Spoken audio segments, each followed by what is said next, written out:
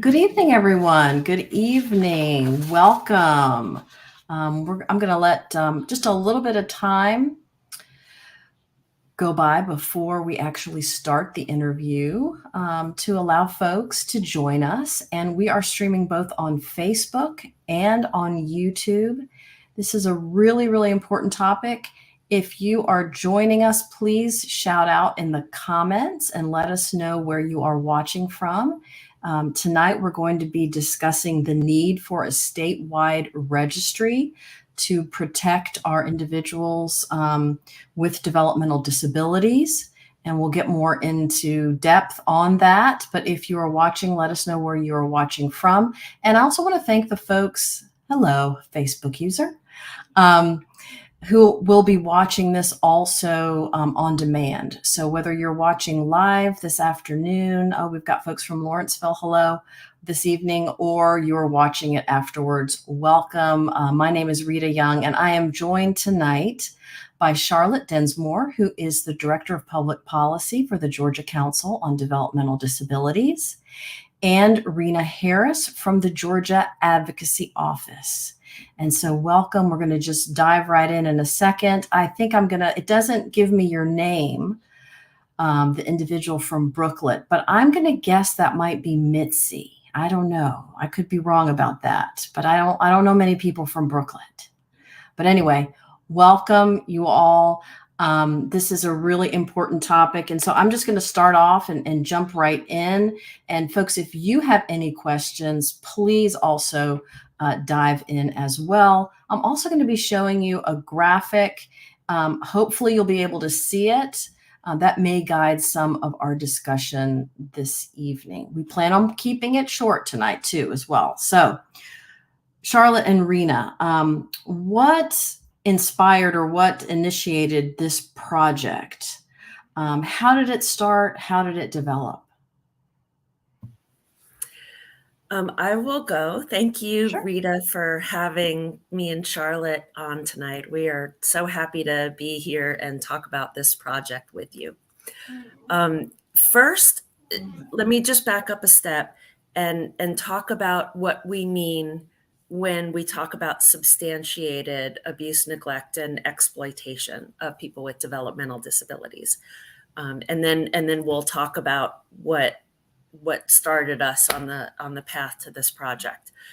So most of the people on tonight are probably familiar with the definitions of abuse, neglect, and exploitation.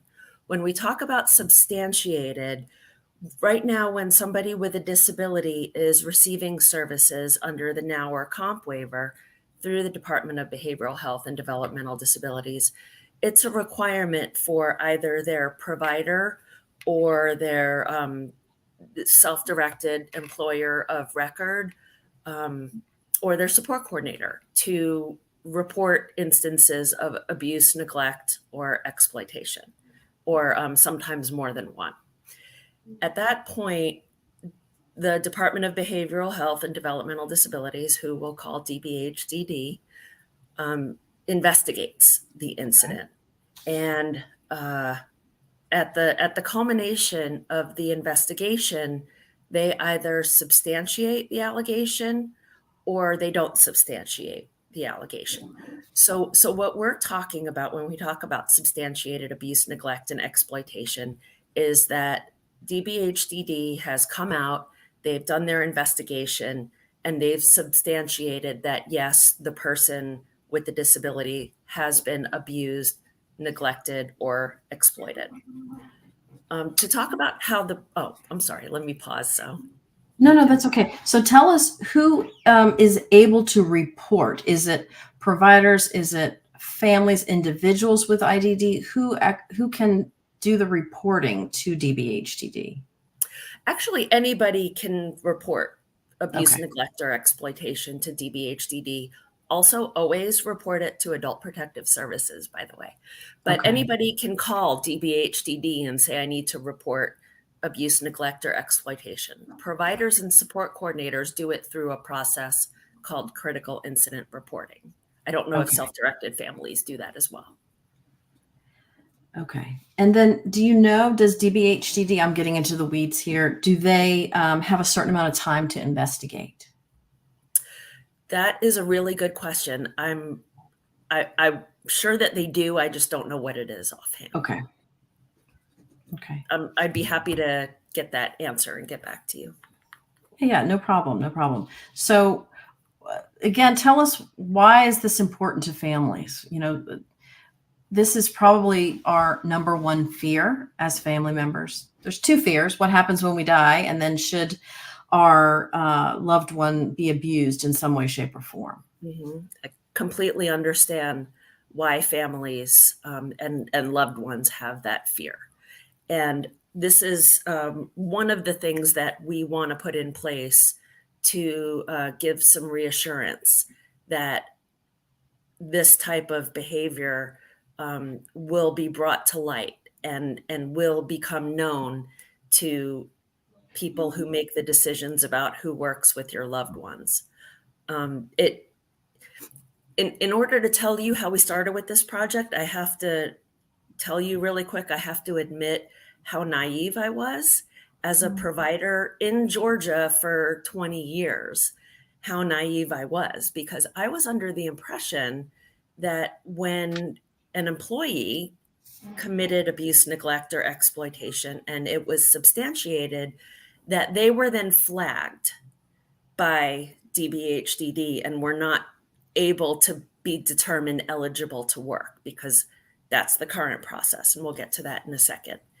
And so once we terminated the employee as the provider, I thought that was it.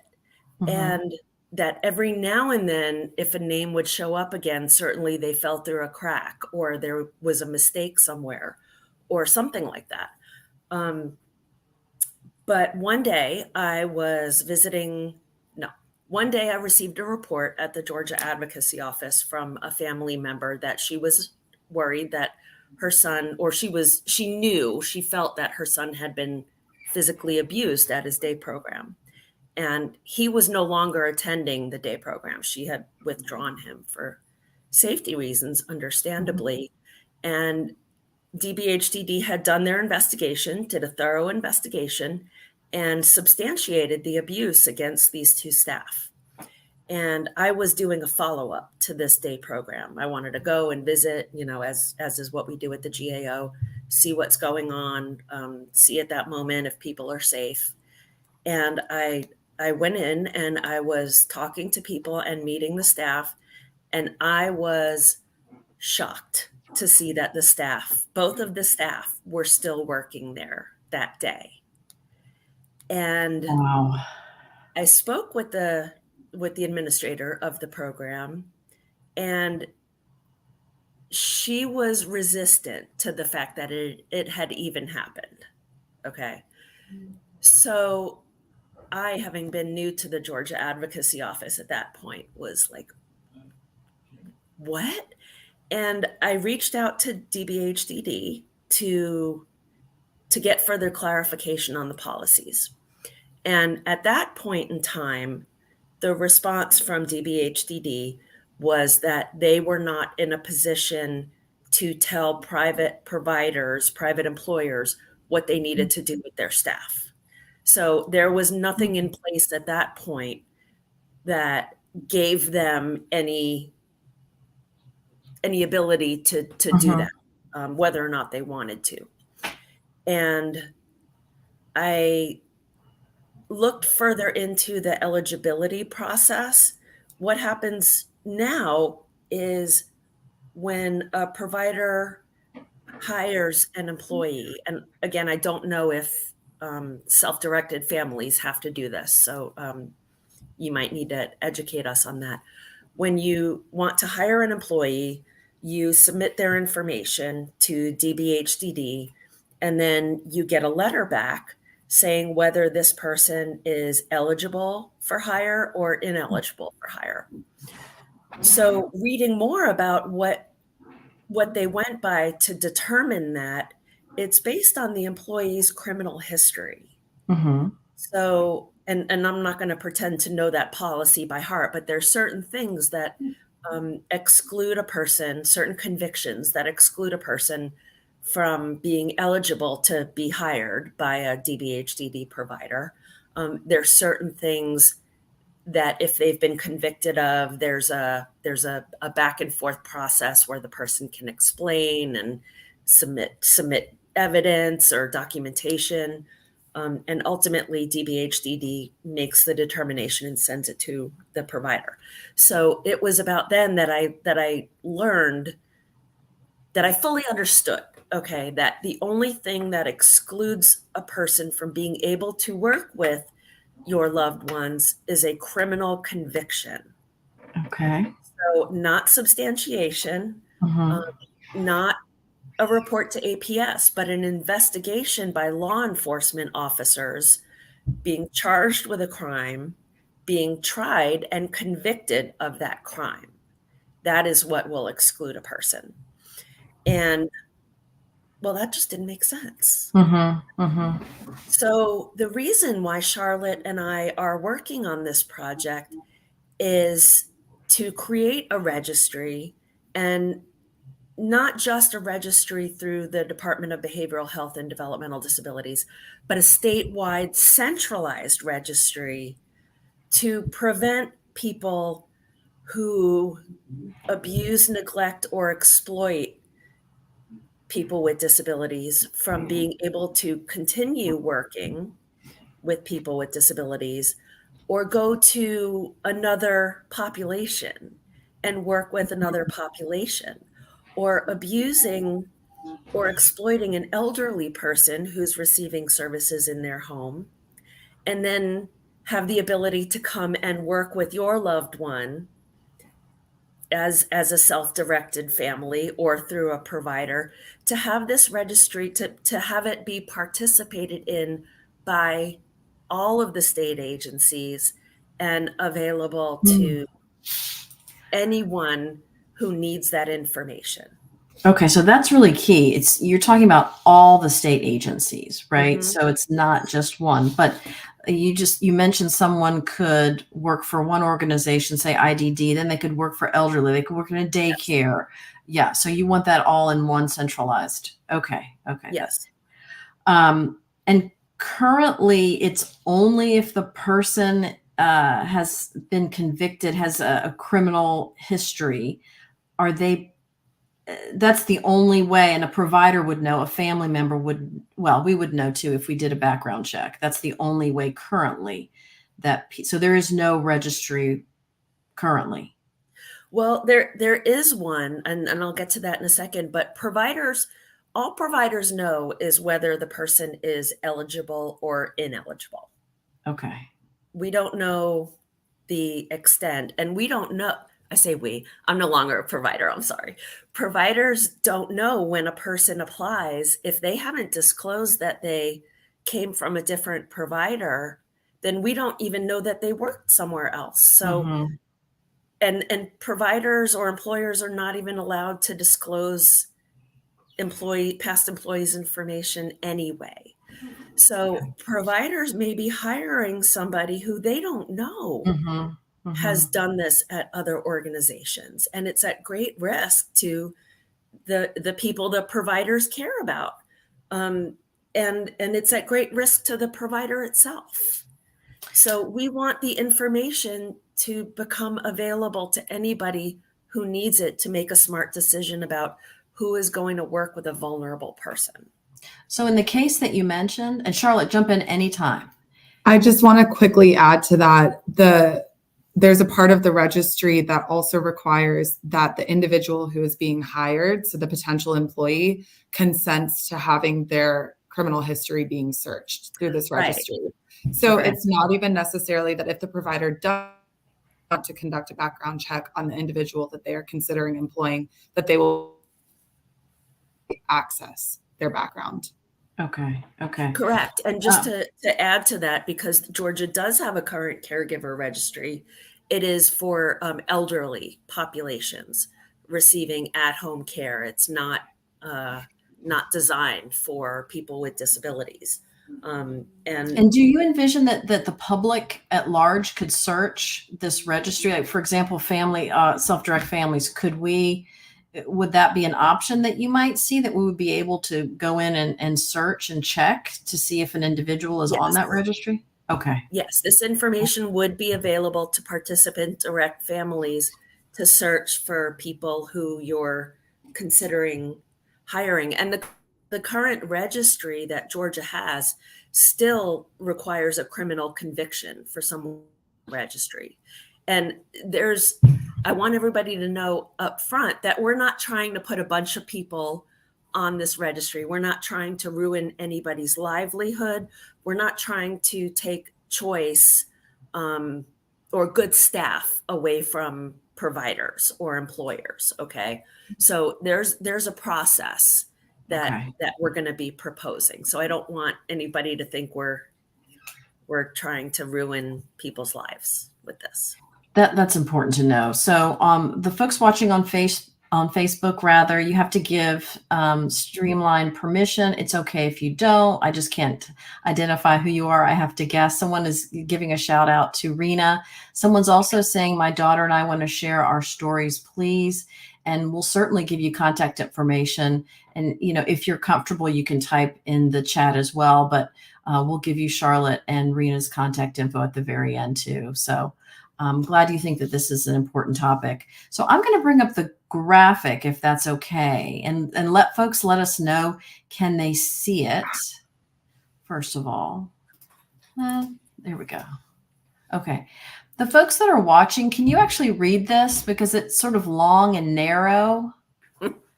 It's a comparison between Georgia Caregiver Registry as it currently is and one in Tennessee.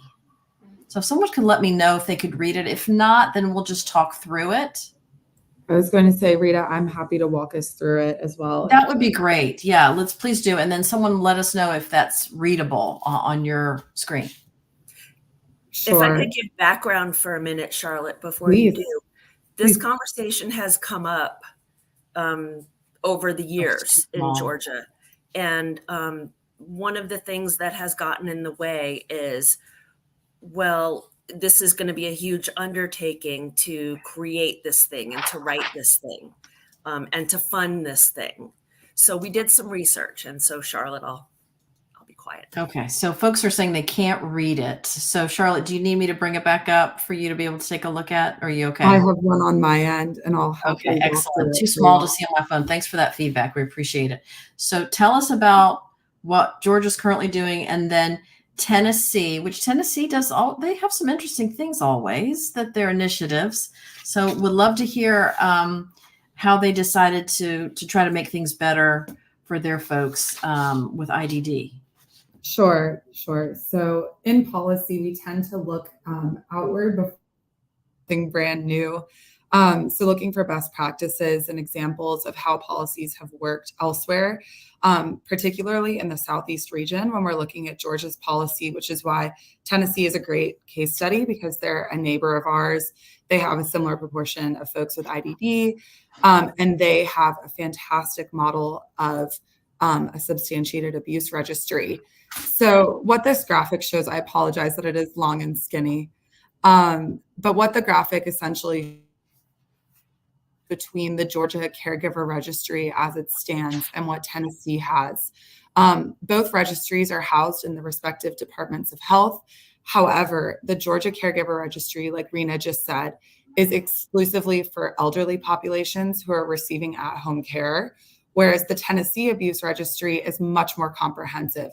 It's anyone under 18, it's anyone with IDD, anyone receiving protective services from a state agency, or anyone who's in the care of a state agency at all, or anyone receiving at-home services from a licensed agency. So it's much, much broader in terms of scope. The Georgia Caregiver Registry is completely voluntary, required by federal law or state law, whereas the Tennessee, it's required for state agencies and entities to consult the registry before hiring an employee. So in Georgia, you can hire someone without consulting the registry. In Tennessee, you have to consult that registry first. I'll stop. I'm about midway through in case there's any questions. Someone's Rena. asking who could submit a name. Let's say you're in Tennessee. Who could submit a name, and then who maintains the list? Sure. So the department that maintains the list in Georgia right now is the Department of Community Health, and the department in Tennessee is the Department of Health.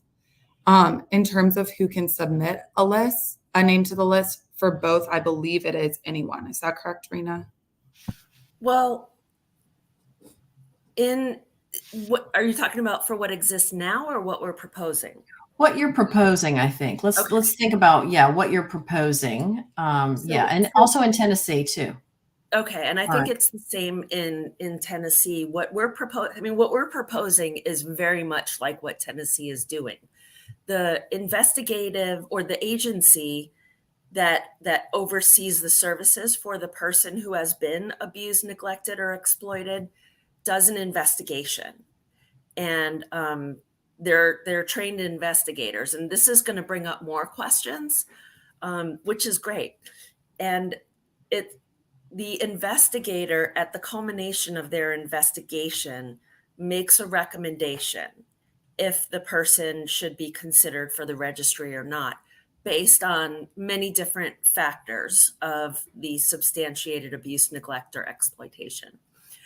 And then a process is put in place where the person who committed the abuse, neglect, or exploitation, the person with the disability, their employer, so it might be the provider, it might be a self-directed family, can submit testimony, evidence, statements, reasons why. Like, for example, let me give an example on behalf of providers. You have a really good staff person who otherwise made a mistake, because we know people make mistakes, right? And then maybe you have a brand new investigator, and the investigator recommends that the person go on the registry for the incident. There's an opportunity for the provider or the family, the employer of record, to submit testimony talking about the person's record as a DSP. They are a 20-year veteran with a spotless record and commendations, and this is why what they did was a mistake. Okay. Mm-hmm. And there's many different, combinations and examples you can put together, but the state, we as Georgia and the state of Tennessee, only wants people on the registry that belong on the registry. So there is a committee made up of providers, the state advocacy organization, representatives of state agencies, who consider all of the testimony and then make their own recommendation or ask for more information. And again, I know we have a short amount of time, so I'm trying to sort of go through it quickly, but there's a process. And then a decision is made. There's an appeal process that one could exercise right away. There's also a process of, after a certain amount of time, coming off the registry. Okay. I don't totally remember even what the question was. Oh, it was about people being submitted, their names being submitted. So it's basically when you're submitting something, you're reporting that an incident has taken place, and then the trained investigators investigate it. Okay. And I'm assuming self-advocates can also provide testimony and would be encouraged to do so as well. Absolutely. Okay. Okay, great. So it sounds like you are at the beginning stages of this project. Did I get that part right? We are. And we're doing this at the beginning stages of the process deliberately because we want feedback from families. We're inviting feedback from providers. We are in conversations with SPAD, which is the Service Providers Organization, with the CSB Association, the Georgia Association of Community Care Providers, and knowing that you have a wide audience of family members, self-advocates, people who participant direct. we would love to have your questions, feedback, ideas before Well, we go forward. appreciate that so much. And we'd love to reconnect, during the next phase of the project too. So if folks have a story or they want to get involved, what's the best way to do that? I would say email me. Okay. And I should have your email memorized. I'm going to post it. Did I get this right? Because I will. I can't see it for some Okay, reason. it's R Harris at the G. Is it at the GAO or at GAO? thegao.org. Okay, I think I got it. R Harris at thegao.org. I would also like to add, there might be just a teaser, there might be some legislative movement on this in the coming weeks. So I would also say stay tuned. If you do reach out to Rena or I, we will keep you in the loop, and we might be asking you to come to the Capitol with us to so do stay tuned. If this is something that you care about, we would love to engage with you from the advocacy perspective. So you would be in need of stories, perhaps, yes. Okay. Sure. Okay, great. Absolutely. Okay. Email them to me at the GAO, whether it's past or current, if it involves a person who has done this and nobody knew about it, they had done it before, or they've done it and are still working with vulnerable people. We want to know that. We've done some research into that, and the data is concerning. Okay. All right. Well, any other questions from folks that are watching? And you can always reach out to Rena again if you want to get involved. It's a very important issue, so critical to all of us. Thank you both so much. And again, if you're watching live, thank you for joining. And if you're watching later, thank you for joining. And we'll keep you posted. We'll probably come back maybe another few months and see where you are in this process. But thank you so much. And my son has started to vacuum, so maybe that's my cue to stop. Thank you. Okay. All right, Thanks everybody. so much, Thank you. Thanks, Rena. Bye-bye. Bye, everyone.